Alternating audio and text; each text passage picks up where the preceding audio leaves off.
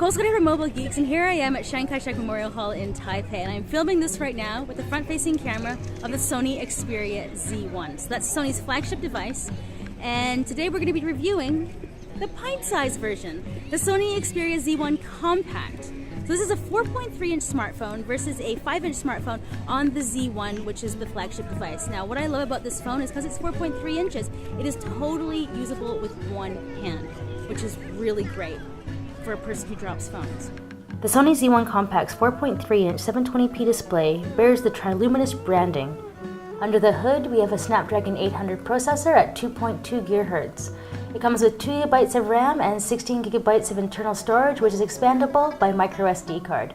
Around the back, we have a 20 megapixel camera with LED flash, and on the front, a 2 megapixel shooter. It also comes with a 2,300 mAh battery. On the left edge are all the main ports: SIM card, microSD, and micro USB, all hidden behind waterproof doors. You've also got a magnetic charging port for use with Sony's charging station. Like its big brother, the Compact is waterproof and dust resistant.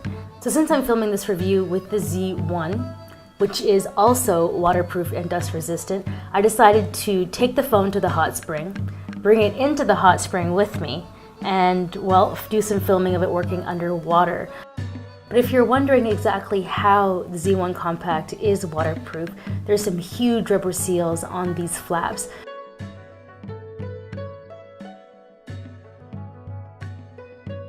The glass panel on the other Z series phones has been changed for a traditional glossy polycarbonate rear. The Compact is straight up plastic, and it definitely feels different. If you've held the S4, it's kind of like that.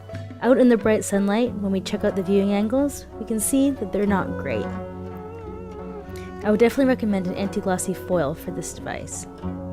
So the thing that I do like about this phone is down on the bottom I can kind of tuck it into the cushy part of my hand there, and I can still reach up and grab the notification bar. I mean, I can easily navigate this phone, handle it, see my pinky around the bottom kind of bracing it, so I really feel like I'm not going to drop it. So like I mentioned before, I am filming most of this review on the Z1, so the cameras are identical. It's actually a look at some sample footage from the Z1 Compact. So here we are in Yanmingshan, just north of Taipei, about like 20 minutes north of Taipei. So this is where the hot spring is. This is actually the source of the hot spring. So I'm doing a bit of walking. You can see what the stabilizer looks like. And so this is actually one of the pools where they collect the water for the hot spring. I wish this was a scratch and sniff because it smells like sulfur.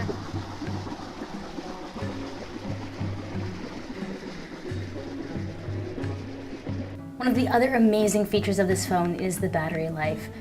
You can use it all day, aggressively, and you can still have some percentage left over at the end of the day. So I'm talking 2 hours on the MRT, watching a lot of videos, and I made it the entire day. If I really didn't use my phone and I forgot to charge it, that's okay. Maybe midday the next day I can get around to charging it.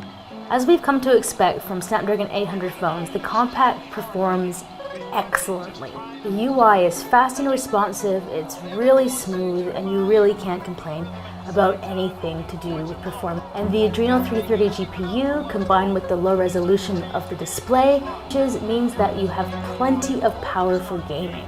And since it's running the Snapdragon 800, the benchmarks are really competitive.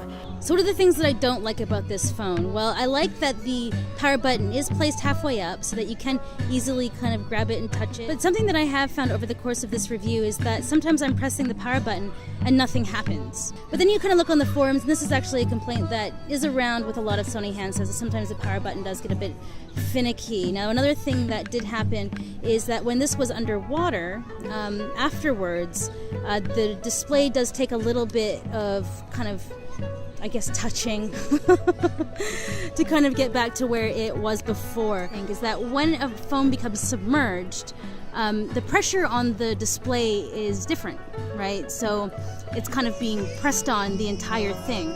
So I think that it just does take a minute to kind of recalibrate the display after the phone's been submerged.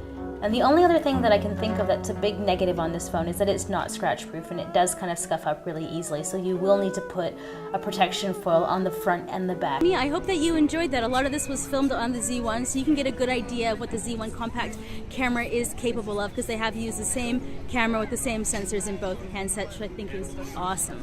I'm totally a fan of this phone, especially the size. You won't find another 4.3-inch device on the market that fits into one hand nice and easily, that has powerful specs, that has a big camera.